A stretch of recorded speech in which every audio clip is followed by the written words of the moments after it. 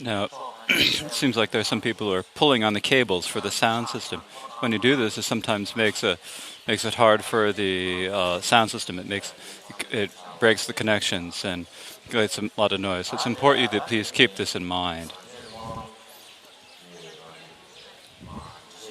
So now it's the last day, or the last day, or the final day of this teaching on the noble aspiration for excellent conduct.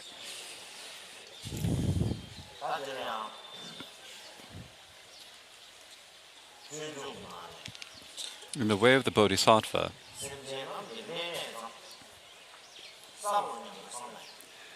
if merely soothing the aching brains of a sentient being will give you infinite merit,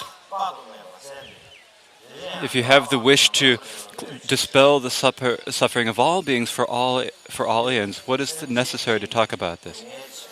So if you think about the specific suffering of one individual, so for someone who has a strong pain in their brain, and you think about have the wish, the heartfelt wish to dispel that suffering, that has infinite representative. If you even think of it just for a second, even if it's just a pain that lasts for a second, if you have the wish to dispel that pain for just a second, then that has infinite merits. And this is the story of the Gao's daughter. And so just the wish, if you just have the wish to dispel the suffering of one thing, if in comparison, if you wish to dispel all the sufferings, the great sufferings, the small sufferings, all of these sufferings, and bring them all to the state of unexcelled enlightenment, there's no need to talk about the benefits that will bring.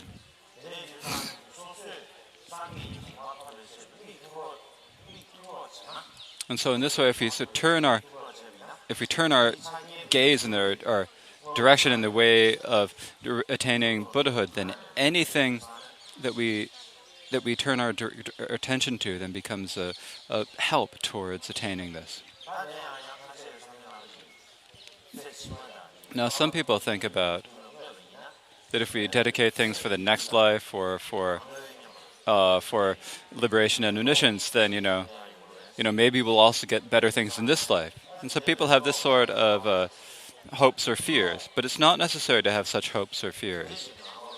In this sort of meditation, there is the wish to free yourself from all the sufferings of the lower realms, all pains and suffering. That has all of the wishes for the good lives and for liberation.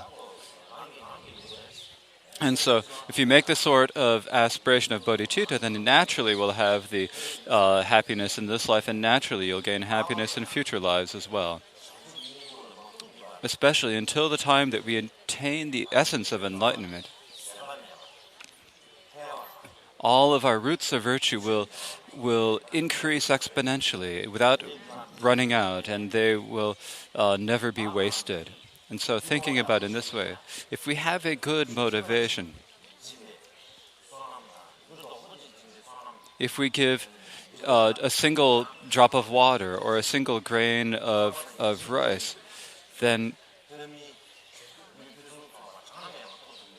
we will be able to attain an uncountable number of lives as good as those of Brahma and Indra.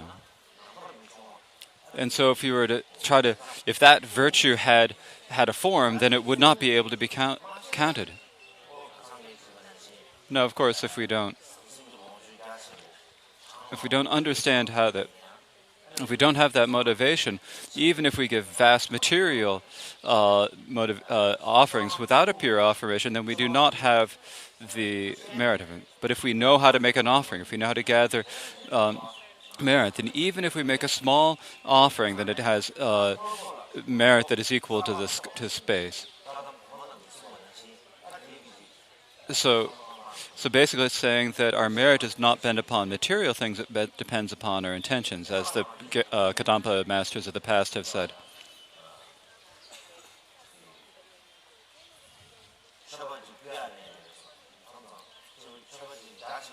Sometimes when we think about making an offering, we think we should make a vast offering, but we're unable to make it. But when we make a small offering, and then we're not satisfied with that, and we get discouraged in that. That sometimes happens, doesn't it? But when we're in the Buddhist religion, the physical size of the offering is not so important. It's the size of the intention, the pure motivation is what is important. So all of us here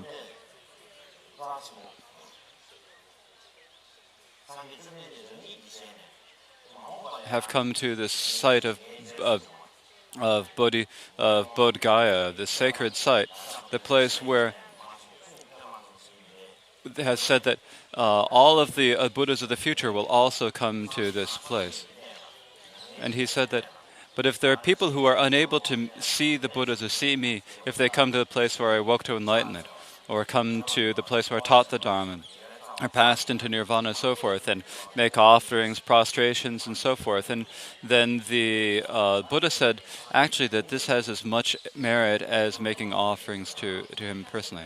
And so here now, we've all actually gathered here in this place where the Buddha actually awoke to perfect enlightenment. And so it's like there's no distinction here between actually seeing the Buddha himself. And so it's important for us to understand that here. And so we've come to this sacred site. And all our friends who are to our right and left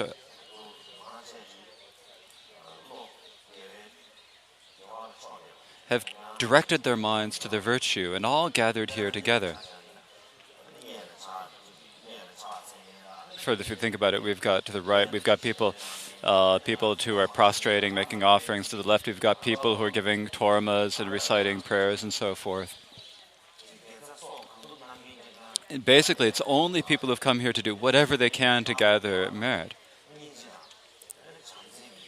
And so we are all gathered here in this mandala of virtue, of affection and love here. That's like it said, the place, the site blesses the individuals bless the site. And so it's the site. It's the place where Buddhists, where all the people who follow Buddhism come together and gather in this one place and making great aspirations. And because of the positive white power of this virtue is so very good, it becomes a very good, wonderful place, a wonderful time. And we're not doing this just for our own individual happiness, but to be able to bring all sentient beings as vast as space along the path from happiness to happiness, the path to liberation and omniscience. And so now this is the occasion when we can make this offering, this aspiration. So I will continue with the noble aspiration for excellence. Now yesterday I was talking about the sort of 10 different sections, and primarily among these, in the Gandavyuha Sutra that is translated into Chinese. They're talked about in the background story about the teacher, and so I'm using that discussion as the basis for this. So now what we've come to the point where we're discussing continually following the activities, the example of the Buddha, always getting along with sentient beings, being harmonious sentient beings, and always dedicating everything to enlightenment. So when you talk about always following the Buddha's activity, it's not definite which stands as which. There are many different scholars who explain this in different ways. But when we look at if we use the Sanskrit commentaries translated into Tibetan, then we can use these, but we can't describe all of them in detail. But if we make a little bit of an explanation of these, we can basically say the part on the bottom of page 113 where it says, I offer to the Buddhas of the past, uh, and those who dwell in words of 10 directions, may those yet to appear fulfill their wishes and swiftly awaken to enlightenment. We can sort of say that that is probably it. This is talking about basically always following the example of the Buddha. Now, in the commentaries, the Sanskrit, the five commentaries from the Sanskrit tradition that are present in Tibetan, I mentioned them yesterday. The longest of them is the one written by Shakyamitra. And in Shakyamitra's commentary,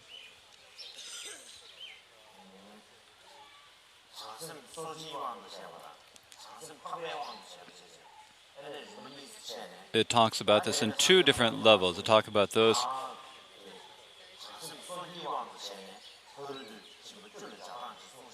It talks about practicing the 10 paramitas in terms of practicing as a bodhisattva. But basically, as I said before, this is basically talking about training in the example of a Buddha. And in terms of Shakyamitra's commentary, it's primarily talking about training the 10 paramitas in order to train to gather the accumulations of a Buddha. So it is the stanza, I offer to the Buddhas of the past and those who dwell in worlds of 10 directions, may those yet to appear fulfill their wishes and swiftly awaken to enlightenment. Following this is the ascension on always being harmonious with sentient beings. Now these two, this one and following the activity, the Buddha's example is like the essence, the quintessence of this aspiration prayer. So these are extremely important parts of these. So this second, the next section, always getting along with sentient beings, are the 22 stanzas that begin at the bottom of page 130. May every world in any of the 10 directions become vast, completely pure, and so forth. Now here, if we combine this with Shakyamitra's commentary, it's a little bit different.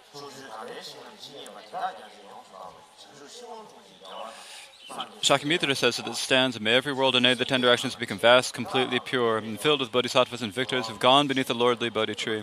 May all the beings that are in 10 directions be free of illness and be happy. May all some be in harmony. May all the hymns be in. And so he says that this is generally training in the paramitas in terms of practicing the paramitas. But if we talk about the main point about getting to being harmonious with all sentient beings. Once there was a once there was a novice monk, a lay practitioner, and this lay practitioner basically really liked beer, and he really liked to play games and to gamble. He really liked gambling and drinking, and so whenever.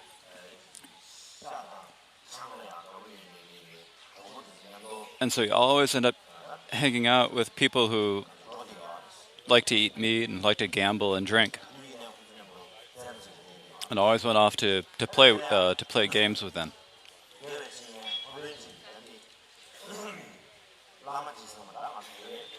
And so there was a spiritual friend, or if we say like we say in Tibetan, a lama. Lama went to him and said to him, if you do this, then it's a really terrible way to lead your life. So why are you leading your life in this way? And the lay practitioner said with great confidence, he gave this answer, he said,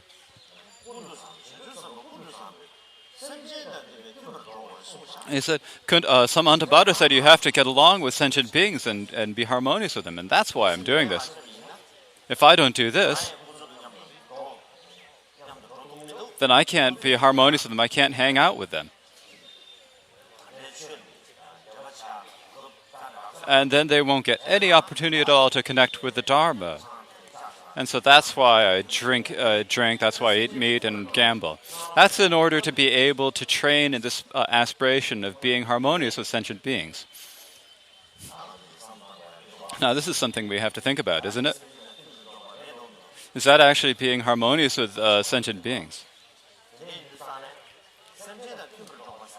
So, being harmonious with sentient beings and just following blindly is nothing. So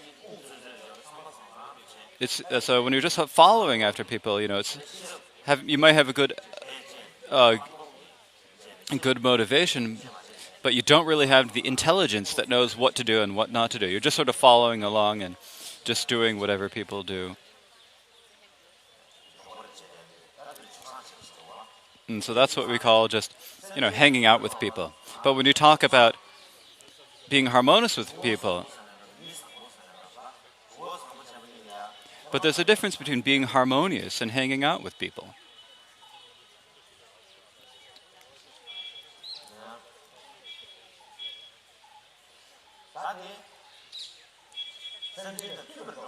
So when you talk about being harmonious with sentient beings, it's making good connections with other sentient beings, not making bad connections. Not making connections through misdeeds or through the afflictions. When other people are angry, it's not to get angry ourselves in response. Just as it says in the teachings on great compassion, when someone is angry at us, to them we need to be compassionate, and that way we can plant good imprints within their being as well.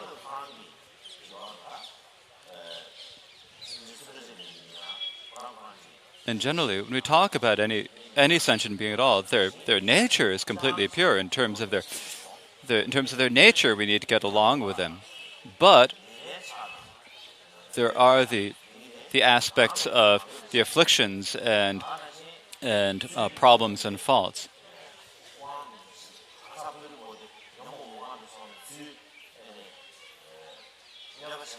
And so, when another sentient being who's under the power of the afflictions and the obscurations does harm, then to them we do not do anything in harm in response to them. That is what we need to understand as being harmonious with sentient beings. But we sort of think of it as having a good attitude and hanging out with sentient beings, but that's not really what it means.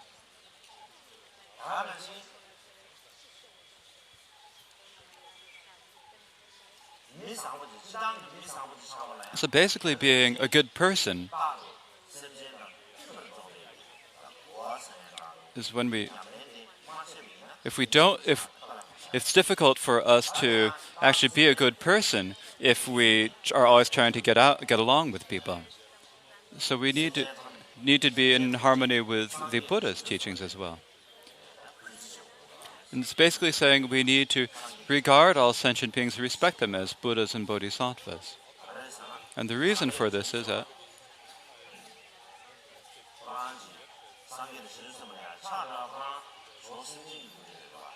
because the reason it is through the kindness of sentient beings that Buddhas and Bodhisattvas are able to awaken to enlightenment, and so therefore they're able to attain high states is because of sentient beings. And so in this way, it's like the source, the origin, the very kind origin of all sentient beings. They're very kind to all sentient beings, and so these are so all sentient beings are the source of the Buddhas and the Bodhisattvas.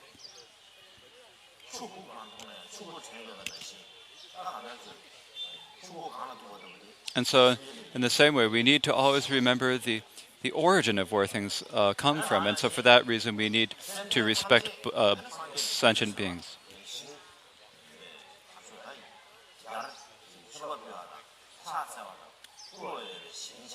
And so, we can think of the Buddhas and the Bodhisattvas as being the field to whom we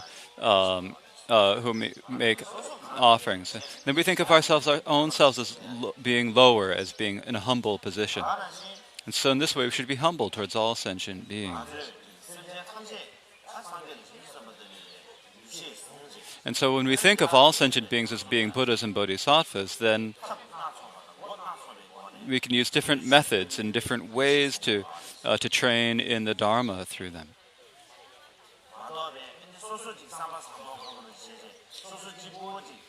If, on the other hand, we just sort of have, just a good kind heart for ourselves, a good positive thing for ourselves, and think of ourselves as this way, but think of others people as being bad people or being mean people, And we think that we have to change those bad people into good people. That is not how we should approach it.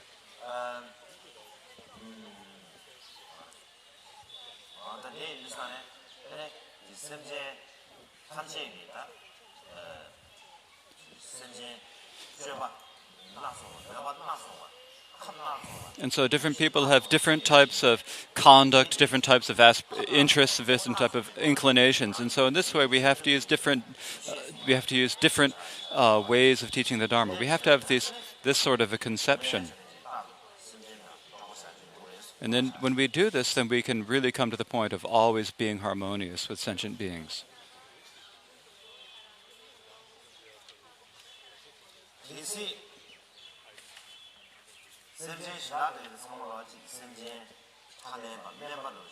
If we think of all the other sentient beings, there's an infinite number of lower people, of these stupid and deluded people. And we think of ourselves as being an emanation of the Buddhas and the Bodhisattvas, with the great intelligence and wisdom.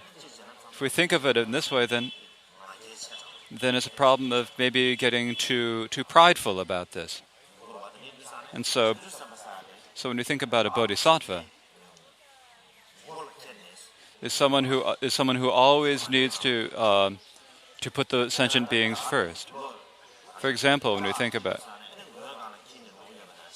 so just as the Indians carry things on the top of their heads, in the same way the bodhisattva will actually carry all sentient beings, will carry beings on their head. Their heads are, their head is the most important part of the body, and that is where they carry all sentient beings, above their head. And so in general, when we gradually train in the sequence of prostrations and praising and so forth, and gradually we'll be able to rejoice in the merit of other sentient beings and be able to praise the other sentient beings. So that is why we train in these practices. If we just sort of make an offering to the Buddhas and then we criticize other sentient beings, then that's sort of exclusive of each other, right? It's not like that. So we need to praise the Buddhas and the Bodhisattvas. Actually, for the Buddha himself, it doesn't make any difference whether you praise him or not. He doesn't get better if you praise him or worse if you don't praise him. It's like the nice smell of a flower, you know. If you throw the flower, then it's going to smell nice. If you don't throw the flower, toss the flower, then it's not going to smell. It's not like that at all. Basically, when we make praises of the Buddhas and Bodhisattvas, it's in order to gradually train our minds.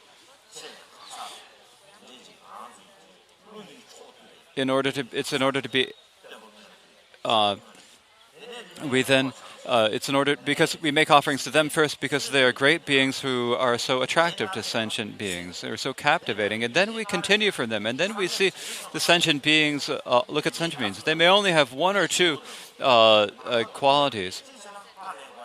And so maybe when we look at it, you see the Buddhas and the Bodhisattvas have oceans of qualities, huge amounts of qualities. And maybe this is amazing, maybe this is wonderful. But when we compare them to the Buddhas and the Bodhisattvas, maybe the Buddhas and the Bodhisattvas have removed all the obscurations and developed all the qualities. So what is there to be? No need to be amazed about their qualities. That's how they are. But when you think about sentient beings who, from the beginningless samsara, who've become habituated to evil actions and so forth, if they can develop even one quality, that's an amazing thing. It's like something you just join your palms in prayer and clap for them. And so if you think about it, compare the oceans of qualities in a Buddha's with the one or two qualities in a sentient being. Maybe those in the sentient being are much more amazing and much more wonderful, much more fortunate. That's the way we can think about it, isn't it? Actually, if we think about it in terms of the meaning, the person that we actually need to praise, the people we actually need to praise are all the sentient beings. They may only have one or two virtuous thoughts in their minds, and they're the people we need to praise and make offerings to. But that's not how we think about it.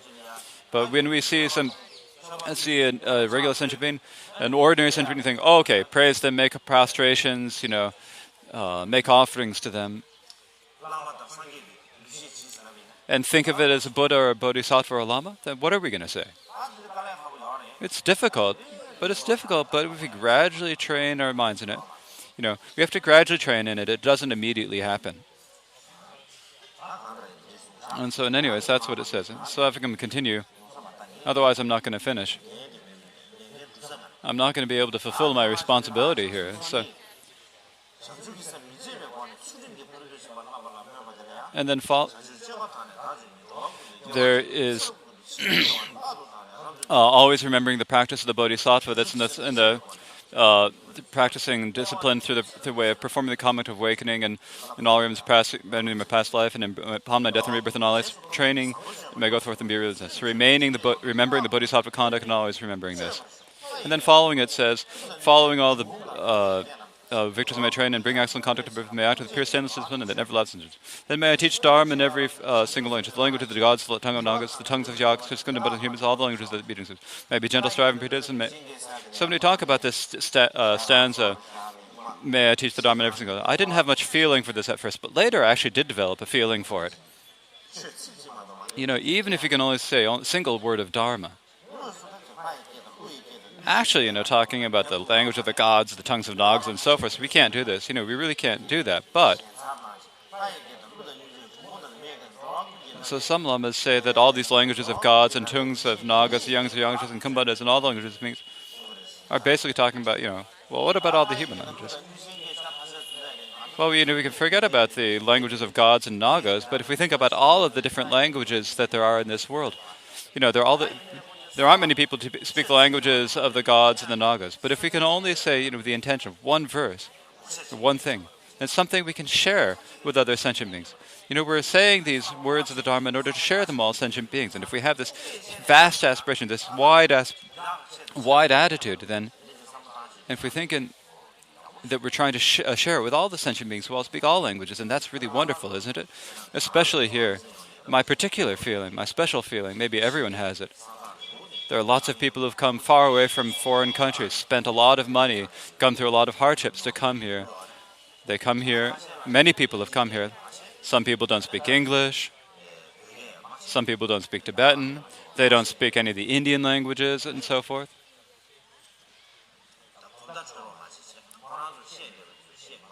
And so they're not able to talk to them, and so it's a really hard situation, difficult situation for that. And so for my own perspective, I train in many different languages. And it's not like saying, I'm going to become a great linguist, I'm become a famous scholar. That's not the reason why I'm doing it. I can't do that, and I don't have any hope of doing that. But if in any case, if I can just be able to make some sort of a little bit of connection with other people, be able to at least say yes or no to other people. I just train so that I can do. But actually, if you say yes or no, actually there's a story about this. There was this guy, and this guy's friend. It says, this guy's friend said, you don't need to know anything other than yes and no. If you just say yes and no, then it's okay. Yes and no. And so he listened to his friend. He really studied, he studied yes and no.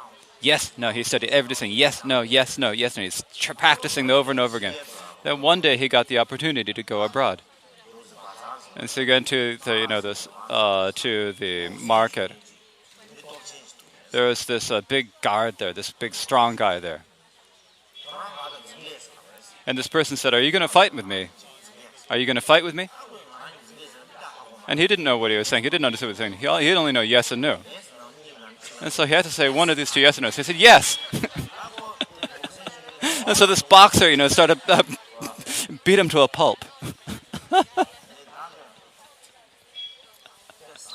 I thought, that's terrible. Oh man, this yes. No, really, I should have said no. Next time I'm going to say no. So the next day he's going along the street, and he meets another person. Now, last time I made mistakes, so now I'm ready. I'm ready to say no. The other person, he changed his mind. The other day, the guy said, "I'm going to box." And so the other said, "Are you going to be my friend?" And he said, "No." And so then he can beat him to a pulp again.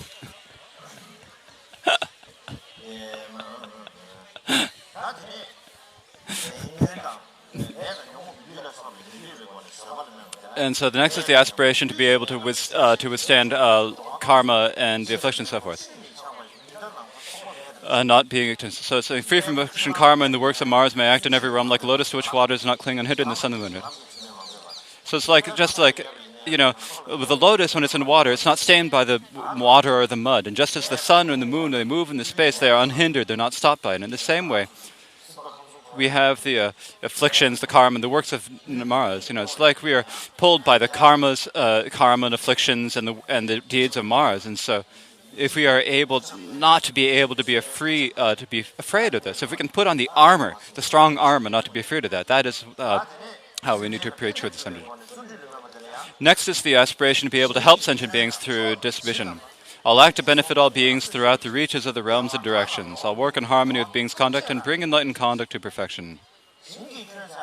And so when we talk about the reaches of the realms and the directions, it's like the infinite realms of all directions, whatever the size of that is, that's how big it is. It's like, the 4 directions, the up and the down, and the four corners. And if we think about all of these 10 directions, and all of the infinite realms in the sentient beings, and we work to free all sentient beings from all the sufferings of the lower realms and all these realms. And it's not just one. It's not just think about doing it once. It's doing it for all the eons of the future.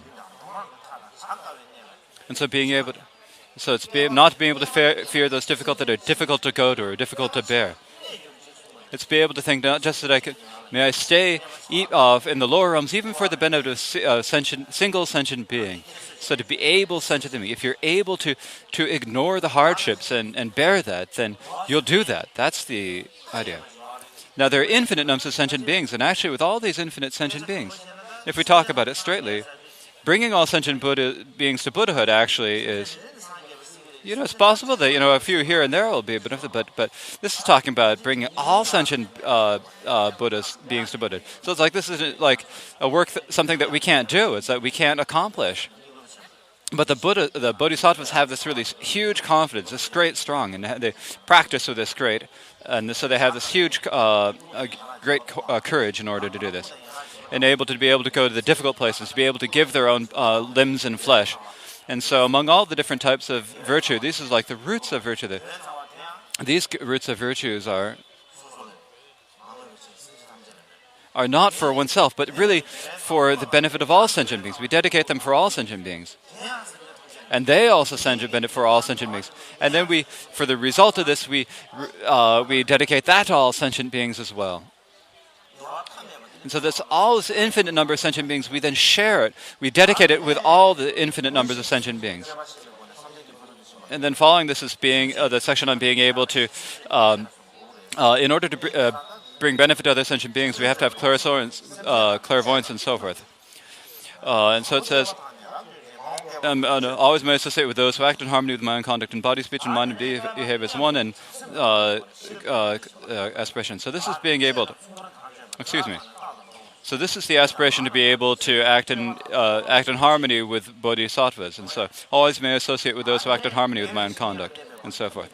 Following this is being able to follow the spiritual friend to train in the means of and may I always meet those spiritual friends who have the wish to bring me benefit by teaching conduct that is excellent. I'll never do anything to disappoint. If we talk about spiritual friend, we talk about a good friend, a virtuous friend. When we talk about a virtuous friend, when we talk about a spiritual friend or a lama, we make a big high thing. It's something like some sort of a god. It's something we're making them into gods in some way. And it's difficult to have a feeling of being close to them, have true heart connection to them. But when we talk about in the Buddhist teachings, first you have to see the teacher, the spiritual friend, as being a good friend, someone who've been able to turn our minds to and be with them and be harmonious with them from lifetime and lifetime. That's how we need to think about them. And then only then, once we have that, then we need to actually look and see, do they have the qualities of that? But the first thing, but otherwise we don't understand that. We think, a lama is this big thing. Like a Buddha, we think about this in a way. Sometimes people, get when they hear the name of the Lama, they get afraid. Actually, it's your friend. Your friend is someone whom you like, someone who's close to you, someone who you feel close to in your mind. That's what we talk about as a friend. But someone that you're afraid of is, that's not your friend. We wouldn't call that a friend, would we? And so it's important for us to understand this in this way. I'll always look at in order to be able to see the victors and their sons, is to be able to practice in this way. So I always look directly at the victors, projectors in the midst of bodhisattvas, and I always make best offerings to them in future. So if we look at all of the Buddhas, surrounded by all the bodhisattvas, their children, and if we think that we'd be able to make offerings to them from eon to eon to eon, and so this is training and to be able to do this. Now, following, where did we get to? Now, next is to be able to training in the paramita of the strength through the listening, contemplating, and meditating. I shall train the Dharma of the victors, illuminate everywhere, can contact and purify, and so forth. And the other is being able to train in the paramita of wisdom. So cycling through all this, may I gain merit and wisdom inexhaustible, and be a bottomless store of all means, project, and samadhi, emancipation, and good traits. So this is developing all the samadhi pronunciations. This is becoming a great bottomless store, endless store, then making an inspiration to do that. And so these are the aspirations and training and the bodhisattva action through the 10 paramitas. And following this is being able. And next is in terms of the different types of the levels of the bodhisattva. So first, it's the first level, the completely joyous and generosity. So when we've got to this level, the first bodhisattva level, when we think about it, we think it's amazing. We think for us ordinary individuals, it seems like a very difficult thing. We can't train it and understand it, but we can make aspirations for it at least. Upon one atom in as many realms, there are atoms there inconceivable. Buddha surrounded by the bodhisattvas, beholding them all act for awakening. Just so in all directions, not accepted on a hair tip, are oceans of the realms of oceans of the Buddhas of the 3 times. I'll enter these and act for oceans of eons. Then following these is the second, the stainless stanza. I'll always enter in the Buddha's speech, of which one's tone has oceans of great trees. The pure melodic tones of all the Buddhas that are just as all beings are included. And following this is the description of the third, the radiant. I enter also through the strength of mind, those tones of the speech inexhaustible, of all the victorious ones who do appear, and the 3 terms and turn the wheel of Dharma. And following this is the fourth level, the luminous of the transcendent discipline, of all victorious ones who do appear, and the 3 turns and turn the wheel of death. Through just one single instant I will enter all the ends that are yet to come. So I can't really describe everything. And then 5 is the difficult to train, the one for the paramita of jhana. And in a single instant I shall view the alliance among humans of the 3 times. I'll enter all their sphere through the power of the emancipation of illusions. Follow this is the sixth, the manifest, which is transcendent wisdom. Upon a single atom I'll produce the arrays of the realms of the 3 times. In all directions, thus without exception, I'll enter the arrays of Buddha realms. Following this is the seventh, the gone far, the transcendent means. I'll go into the presence of those who will be lambs of the world in the future, will become enlightened, turn the wheel, and demonstrate nirvana's funds. Next is the 8th paramita, the 8th level, the unmoving level. It's training in the 10 powers. And so here's this, through the power of miracles lift everywhere, through the power of vehicles to every gate, through the power of conduct every quality, the power of love pervades everywhere. The power of merit, virtue everywhere, the power of pristine wisdom free of attachment, the powers of wisdom, means and of attachment, I shall achieve the powers of awakening. So this is, when I talk about the 10 powers, the first is the power of miracles. So that's the power of miracles, the first of the 10 powers. The bodhisattvas, when you talk about swift everywhere, you mean it's extremely fast, it's like faster than a miracle. It's like in a single instant being able to get everywhere in all the realms. They're able to go anywhere. They're able to go all 10 directions at the same time. And in a single instant, they're able to go to all of the Buddhas and all the 10 realms and make fast offerings at the same time, and listen to all the different vast Dharma at the same time, and ripen sentient beings all at the same time. And so this is an extremely fast, extremely swift, miraculous power. The power of vehicles to every toe. The second power is the power of vehicles means means through through the power of the Mahayana, all of our conduct has benefit. So all of our aspirations, all of the power of the Bodhisattva. Because of this, whatever we do becomes benefit to sentient beings. And it's a way to be able to make everything beneficial to all sentient beings. This is continuing Buddhism to do. It's talking about even tying your belt is a way of being able to sentient beings. Going is a way to help people. Sitting, if we eat, it's a way to sentient beings. If we lie down, it's a way to help sentient beings. Whatever sentient being, all of these can become ways to help sentient beings.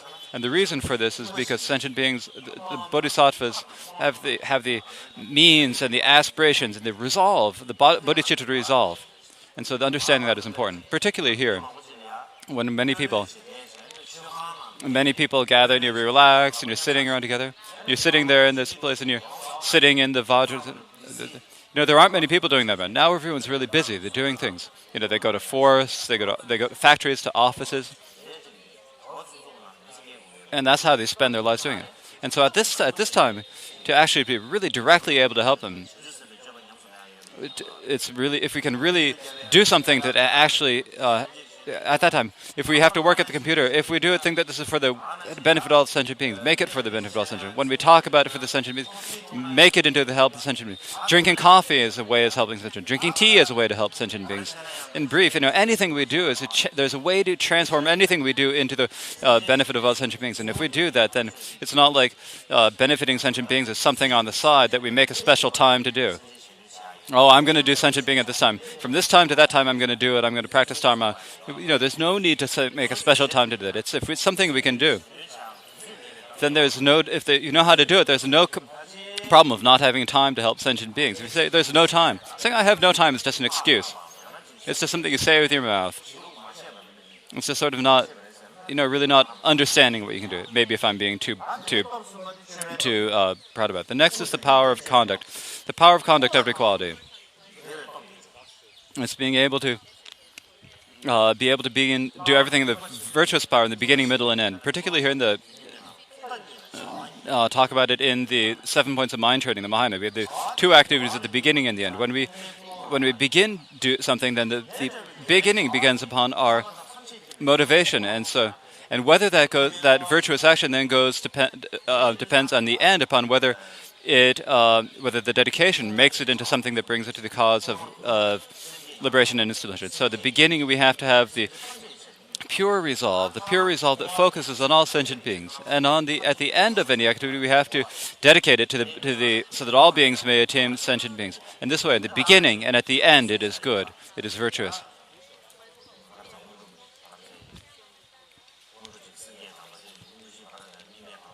And so when we talk about it, we talk about the beginning as being the preparation as being bodhicitta, the middle as being the good practice, and the end being the dedication. So it's the beginning, middle, and end. It's good. And so as I said the other day, the Buddha spent 3 innumerable eons practicing. Eons, there was not a single thing that he did during that time that was not dedicated to all sentient beings, focused on sentient beings in order to help sentient beings. And so in the beginning, middle, and end, we need to focus on helping sentient beings. We need to act in this way. And so if the beginning, in the beginning our action is good, but in the end, then sometimes it becomes good. Or sometimes, it's good. Sometimes even if it's not good, but then, at the end it becomes good. It becomes, it gets a little bit better. And then in the end, it turns out to be not good. But actually what we need in the middle is, beginning, the middle, the end, we need the power of virtue. The fourth power is the power of love. Pervasive everywhere. The power of love pervasive everywhere. So it's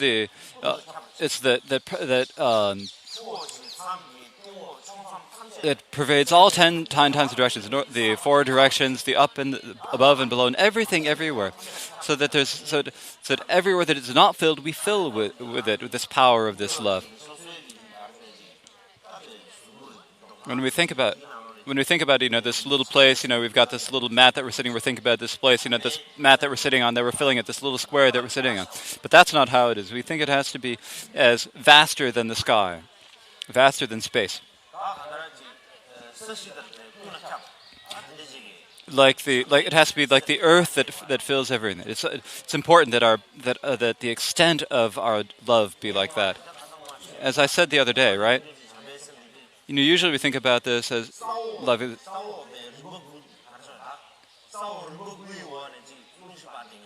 I sort of think, the love that we have is like it's something that's like 9 stories underground that we have to look for underground in a pit somewhere underground with a flashlight. But that's not. It's not this kind of near thing. It's like it has to be like putting a light on the top of Mount Everest that is able to illuminate, go all over the world and light up the whole world, so that every world can see it with their eyes. That's the way our love has to go. That's the feeling that I have. But all sentient beings are the same in wanting to have happiness. And so it's important that we make aspirations that they have this happiness. And so for that purpose, we need to try to make efforts in this way. The fifth power is the power of merit. The merit of the sentient beings is to help all sentient beings. The merit of a bodhisattva, it brings benefit to all sentient beings, to infinite beings. So bodhicitta,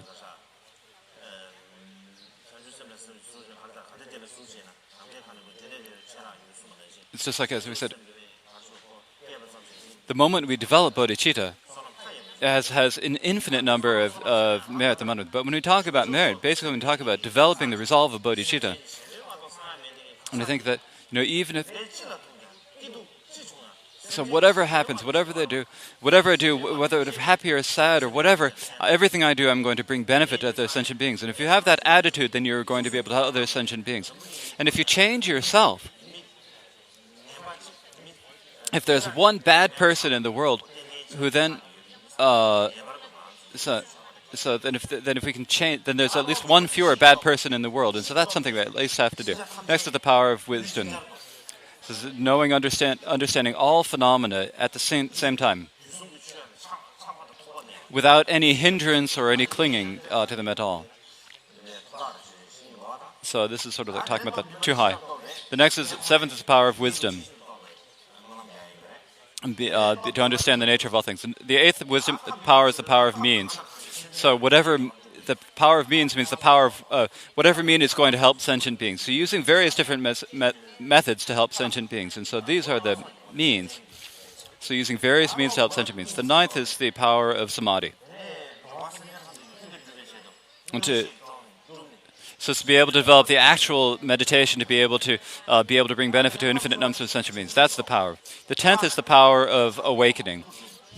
The power to make the power. So to manifest the actual true awakening of Buddhahood for the benefit of sentient beings. This is what we need to do. As I said before, now the meaning of awakening to Buddhahood comes down to helping other sentient beings. And the reason is because all sentient beings have different inclinations and capacities, and so just as all sentient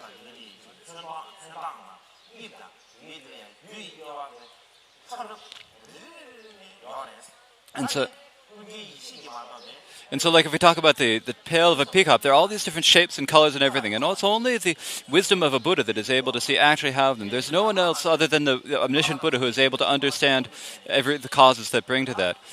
And so in the same way, when we want to be able to help all sentient beings, if we have to understand all the different types and inclinations of sentient beings, what they need, what they want, and how they can understand. We have to understand their sentient beings. Use our acts of the body and the expressions of our speech to be able to bring benefit to these infinite numbers of sentient beings. Now, the next is the ninth sentient being, the power of the antidote. Purify the destroy the power of the afflictions. Make powerless Mars, powers, and perfect all these excellent conduct. Now, Kempe Jigme doesn't call this whether you talk about the power of activity or whatever you talk about it. You're talking about there being 3 or 4 different differences, and you can talk about the different sections. We talk about the different. You talk about some of these go for government officials, some go for monks, some go for nuns. And so this is the way that a Punso made, but there's no time to explain it to them. So the next is the 10th level, the level of the 10th level of the clouds of Dharma through practice. And this is the section. I'll purify ocean of realms and liberate the oceans. I'll simply oceans of Dharma and totally realize the oceans of Buddhas. I'll purify the oceans and complete the oceans of Aspriation. Up to the point where it says up to 3 times, I'll perfect the special aspirations of 3 times through the Buddhism. Next is the section about dedication of for Dharma. So, affiliate to this virtue to make comparable into the wise officer of the Buddhas, who's called Samantabhadra name. So here is this Samantabhadра's aspiration, and him making an aspiration to be like Samantabhadra is kind of strange. But if we think about it, actually, there's a way to understand it. But when we think about it, actually, the person who was talked about it was the Subhuti, and so generally, he's teaching this for Subhuti to make this aspiration. So it's talking about it in this way. Then following this is the aspiration to train and following the bodhisattvas. The stanza being just as wise, the good wise woman makes dedications and so forth. The next stanza is talking about the qualities of the 10th level, to perform excellent conduct, good in all, act among mujisham, so never discourage in all for me. Then finally the section, coming to the section about having no limits as far as the ends of the blue skies, there's no sentient being who is not included within the limits of the blue sky. There's no one who is included within the ends of sentient beings. There's no one who's not within the karma and afflictions. And so these are the ends of the aspiration. Next, beyond that, is the benefits of the aspirations. The one might give the realms of 10 directions, adorned with precious jewelry of their victors, and give them its divine and human pleasures, free atoms equal to atoms in all realms. If someone hears it's king of dedications, when single time develops faith and feels, and so forth. The actual meaning of this, the point of this is,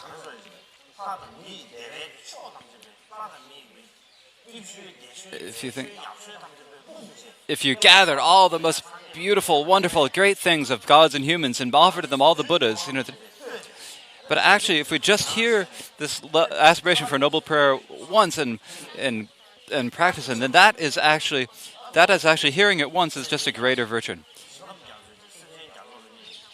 Because we're doing this thinking about all sentient beings and thinking of doing this for the benefit of all the oceans of infinite numbers of sentient beings.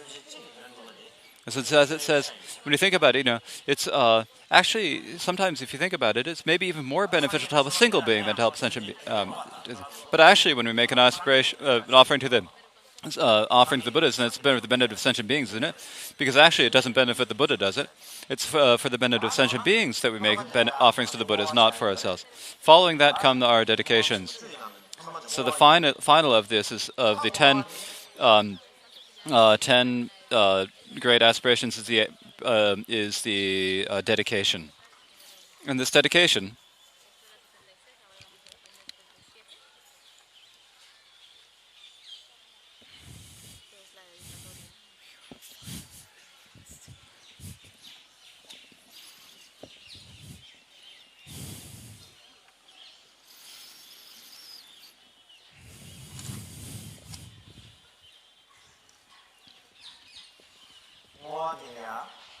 now, this aspiration has, how should we say this? The main thing, there are three things mainly that we have to aspire, make the dedication for. First is for the purpose of enlightenment. Whatever virtue we do, it's not for the next life, next to the purpose of the next life, not for the purposes of the Shravakas of the Pratyagas, not for the sake of just me only achieving Buddha. It's for we need to dedicate it so that all sentient beings may attain enlightenment. And the second is for the benefit of sentient beings, and this is so that whatever sentient virtuous things we might do, that it bring all sentient beings so that they can go on the path from happiness to happiness. Even the slightest virtue, if we need to dedicate this to the benefit of all sentient beings. The third dedication is through these virtues, to be able to realize the nature of things as they are,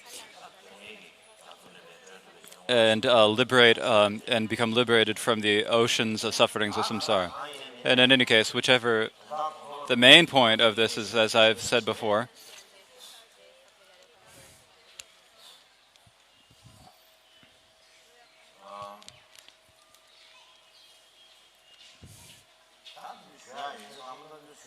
everything I've had to say, actually I've already said, there's nothing left. Not particularly anything left anymore.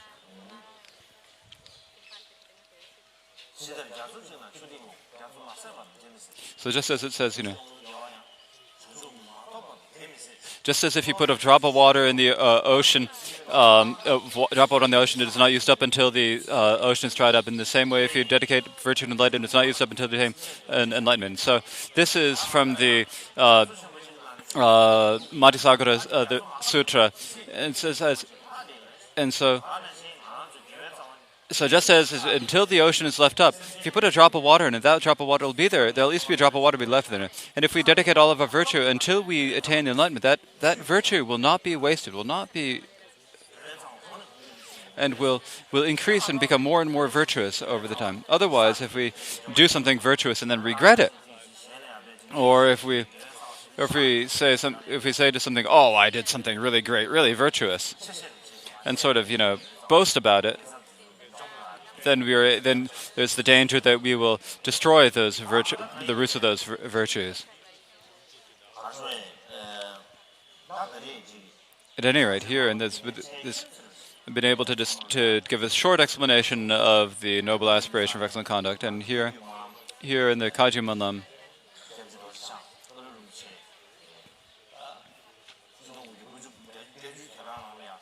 in 1984, when Kala Rinpoche started this Kaji Manlam prayer, and up to now, the main thing that we've done at the Kaji Manlam is to gather repetitions of this. And the main aspiration that we recite is this aspiration of the King of Aspirations, the noble aspiration for excellent conduct. So I feel like thinking of this as a way to fulfill the Lama's wishes, I've been able to give this sort of a little bit of a scattered, a commentary, a little bit here and there, whether, I'm not sure, a little bit, not sure if this is good or that bad, but try to say what I have been able to say about it. But basically, when we talk about this, attaining the state of Buddhahood is in order to benefit sentient beings. And all of the great masters of the past had no intention other than to help sentient beings. And so sometimes I think, we might have this idea, if we all of us make this aspiration, may I do at least something to help sentient beings? And so whether this is the intent of the Buddha, it's the intent of the masters, it's the intent of all the great masters, the Bodhisattvas, and so in this way. So not just during the time of this Kaji Mulam, but if we think about it other times, future lifetimes, I can't say much about that. But, in this lifetime, now when we have this precious human body, and we've learned a little bit about what we should do and what we should not do, we should need to make our body, speech, and mind meaningful and use them for the benefit of other sentient beings. If we have that sort of commitment in our mind, that sort of responsibility, taking on that responsibility in our mind, and if we live our lives in this way,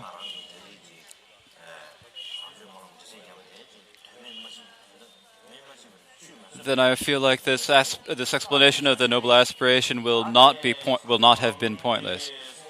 And so now please recite this aspiration. Actually, there's not time for it. Let's do some meditation. Now, what meditation should we do? You all know it all already. Now, whatever you want to do whatever meditation you can do. I don't have anything particular to say. I've talked a lot about it already. So now I would say, you do this or that. It's not necessary for me to always say that. So do whatever meditation comes to your mind, with full concentration for 1 minute. If we do 3 minutes, you guys are all going to fall asleep. So just 1 minute.